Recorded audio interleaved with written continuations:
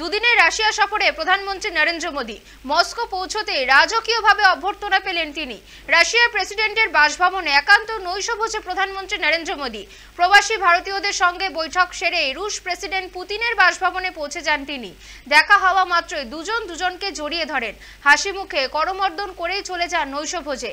এই প্রসঙ্গে ভারতীয় বিদেশ মন্ত্রক তাদের এক্স হ্যান্ডেলে লেখে, দুই বিশ্বস্ত বন্ধু ও পার্টনারের সাক্ষাৎ। দুজনে বেশ কিছু ছবিও পোস্ট করেছে তারা। এদিন মস্কো পৌঁছতেই রাজকীয় অভ্যর্থনা পান তিনি। তাকে স্বাগত জানাতে বিমানবন্দরে উপস্থিত ছিলেন রাশিয়ার প্রথম উপপ্রধানমন্ত্রী ডেনিস মন্তুরভ। মোদীকে শুধু স্বাগতই জানানো নয়, হোটেল পর্যন্ত পৌঁছেই দেন তিনি। এরপর প্রবাসী ভারতীয়দের সঙ্গে সাক্ষাৎ করেন প্রধানমন্ত্রী। সেখান থেকে রওনা দেন পুতিনের সরকারি বাসভবনের উদ্দেশ্যে।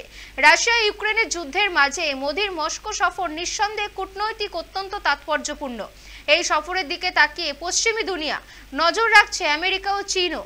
নয়াদিল্লি মস্কোর কূটনৈতিক সম্পর্ক দীর্ঘ কয়েক দশকের।